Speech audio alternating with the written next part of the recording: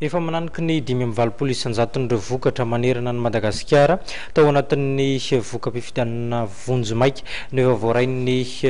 sampandraharaha eo anivon'ny senita amin'izao fotoana izao raha ny fantatra dia ny any amin'iny faritra Vatovavy-Fitovonana iny no nisy fahatarana noho ny antony maro samihafa.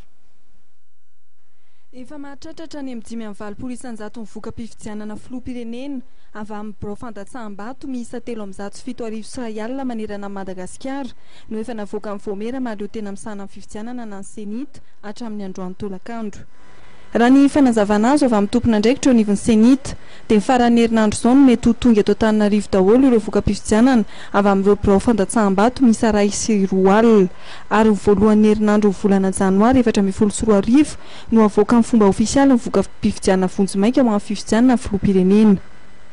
Mahakasika hatrany izay voka-pifidianana filoham-pirenena izay, androany tolakandro dia mitarika amin'ny tarehimarika 2,50 isanjato ny kandida Hery Rajaonarimampianina avy amin'ny hery vavaon'i Madagasikara ary nahazo vato 5,0 sy 500 sy iray alina sy 9 hetsy sy iray tapitrisa amin'ireo vato manan-kery 4,20 sy 300 sy 2 arivo sy 3 alina sy 4 hetsy sy 3 tapitrisa.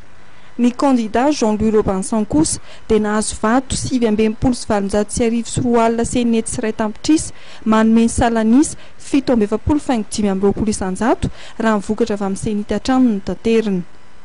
Raha jerena isam-paritra kosa dia faritra 5 manerana Madagasikara no nahazoan'ny kandida Jean-Louis Robinson vato betsaka indrindra toa Analamanga, Bongolava, Itasy, Vakinakaratra ary Betsiboka. Nahangona vato betsaka kosa ny kandida Hery Rajaonarimampianina tamin'ireo faritra 17 ambiny manerana Madagasikara.